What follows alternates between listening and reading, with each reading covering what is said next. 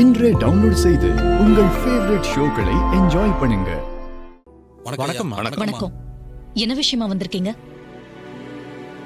அம்மா, பொங்கல் பண்டிகை இன்னும் கொஞ்ச நாள்ல வரப்போகுது. அப்ப கோயில் முதல் மரியாதை யாருக்கு கொடுக்கணுங்கிறத அம்மனுக்கு அலங்காரம் பண்ணி பூஜை செஞ்சு ஒரு முடிவுக்கு வருவோம். அந்த விசேஷம் நாளைக்கு நடக்க போகுது. அம்மனோட நகைங்க எல்லாம் எப்பவும் உங்க வீட்டுல உங்க பாதுகாப்புல தான் இருக்கும். உங்க வீட்டுல இருந்து தான் அதை எடுத்துட்டு போய் அம்மனுக்கு சாத்தி பூஜை ஆரம்பிப்போம். இந்த தடவையும் நீங்க நாளைக்கு கோயிலுக்கு நகையில எடுத்துட்டு வந்து அம்மனுக்கு போட்டு அலங்காரம் பண்ணி பூஜையை செஞ்சிடலாம். இந்த விஷயத்த உங்ககிட்ட சொல்லிட்டு பூஜைக்கு அழைக்கலாம் தான் நாங்க வந்தோம். கோயில் விசேஷத்துக்கு நான் எப்பவுமே வராம இருந்ததில்ல. கண்டிப்பா நாளைக்கும் கோயிலுக்கு வந்து பூஜையில கலந்துக்கிறேன். அம்மன் நகைங்களை என் வீட்ல இருந்தே எடுத்துட்டு வந்து கொடுக்கறேன். பூஜைய ஜாம்னு நடத்திடலாம். ரொம்ப சந்தோஷமா. அதோட இந்த வருஷம் கோயில்ல நடக்கிற பொங்கல் திருவிழாக்கு ஆகிற மொத்த செலவையும் நான் ஏத்துக்கிறேன். விழா நல்லபடியா நடந்தா போதும்.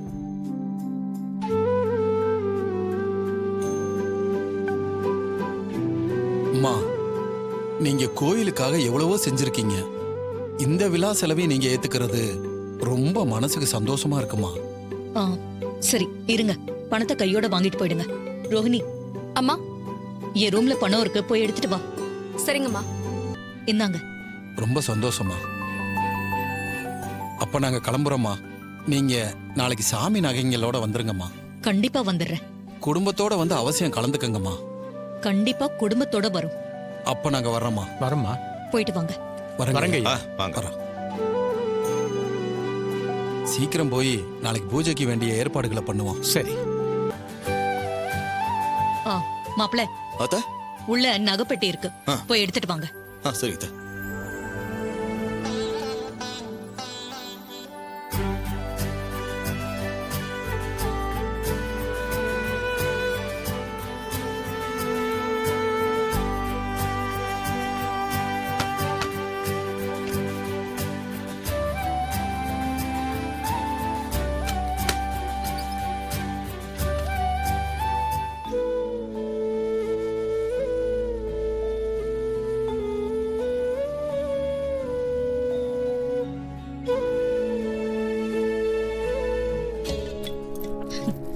அழகா இருக்குல்ல?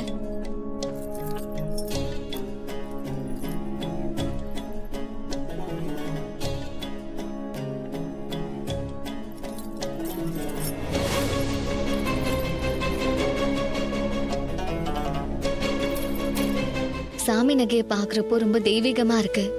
ஒவ்வொரு வருஷமும் பொங்கல் விழாவுக்கு சாமி நகைங்களை நம்ம வீட்ல இருந்து தான் எடுத்துட்டு போய் அம்மனுக்கு போட்டு அலங்காரம் பண்ணி பூஜை பண்ணுவாங்க. மா, இது நம்ம வீட்டுக்கு கிடைச்ச கௌரவம் தானே? அதுல என்ன சந்தேகம் உனக்கு? ஒரு காலத்துல எங்க அம்மாவை கோயில் நகையை திருடினதா சொல்லி பழி போட்டாங்க. ஆனா இந்த ஊர்க்காரங்க என்ன நம்பி சாமி நகையை ஒப்படைச்சு ஒவ்வொரு வருஷமும் அம்மனுக்கு சாத்த சொல்றாங்க. அத நினைச்சா ரொம்ப பெருமையா இருக்கு.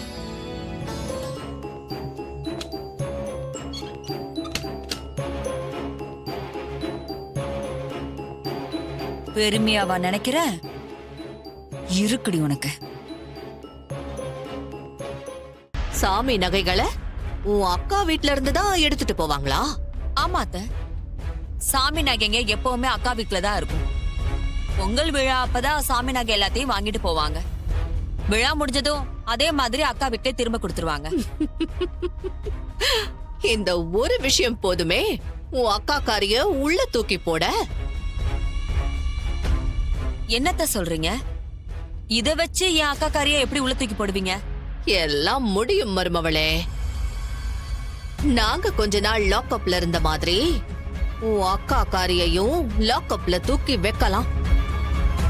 அவ உள்ள போயிட்டானா உன் புருஷனுக்கு முதல் மரியாதை கிடைக்கிறதுல எந்த பிரச்சனையும் இருக்காது.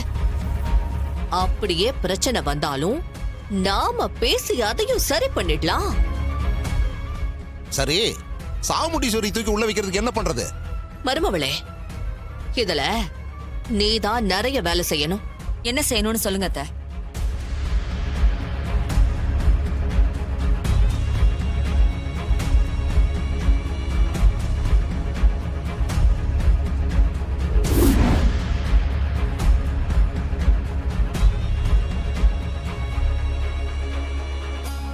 அத்தை, நீங்க சொல்றது எல்லாமே சரிதான்.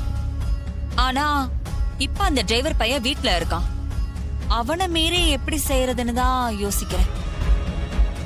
அதோட வீட்ல இப்ப சிசிடிவி கேமரா வேற செட் பண்ணியிருக்கான்.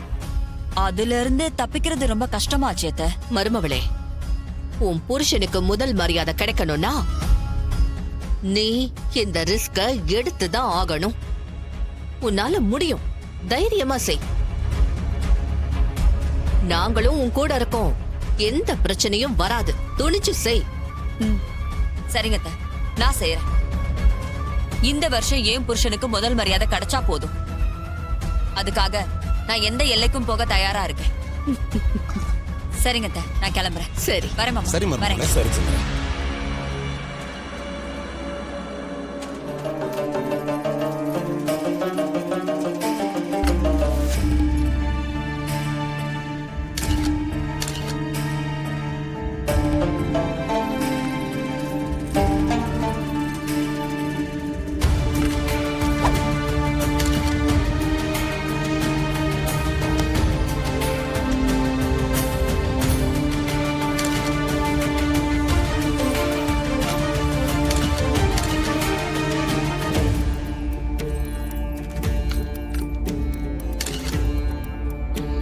என்ன மோனே, மருமவ இன்னும் போட்டோ அனுப்பவே இல்ல. அவ அனுப்புனாதானே நைட்டோட நைட்டா எல்லா வேலையும் செஞ்சு முடிக்க முடியும். அனுப்புவா சித்தப்பா, கொஞ்சம் பொறுமையா இருங்க.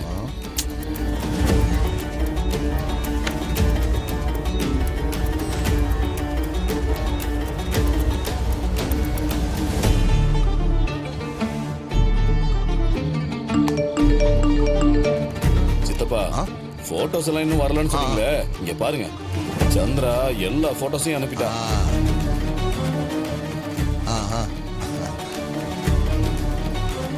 மவனே, என் மருமக எல்லாத்தையும் கரெக்டா பண்ணிட்டா. சந்திரா தான் போன் பண்றான். பேசு மவனே. சொல்லு சந்திரா. என்னங்க, நான் அனுப்பின போட்டோஸ் எல்லாமே உங்களுக்கு கரெக்டா வந்திருக்கான்னு செக் பண்ணி பாருங்க. வந்துருச்சு. இப்பதான் நானும் சித்தப்பாவும் பார்த்தோம். சரி, இந்த போட்டோஸ் எல்லாம் எடுத்துட்டு போய் அதே மாதிரி டூப்ளிகேட் நகைகளை செஞ்சிருங்க. நாங்க இப்பவே நகை ஆசாரிய பார்க்க போறோம். நைட்டோட நைட்டா பக்காவா செஞ்சு முடிச்சிடறோம். பார்த்து ஜாக்கிரதையா எல்லாத்தையும் செய்யுங்க. நகை விஷயத்துல கொஞ்சம் கூட டவுட்டே வராத மாதிரி கச்சிதமா செஞ்சு கொடுக்க சொல்லுங்க. பின்னாடி ஏதாவது பிரச்சனை வந்துட போதுங்க, பாத்துக்கோங்க. சந்திரா, அதெல்லாம் நாங்க பாத்துக்கிறோம். நீ கவலைப்படாம இரு. சரியா? வச்சிடுறேன். சரிங்க, நான் வச்சிடுறேன். மவனே, அப்ப நம்ம ஆசாரி வீட்டுக்கு கிளம்பலாமா? போலாம் சித்தப்பா. வா போலாம்.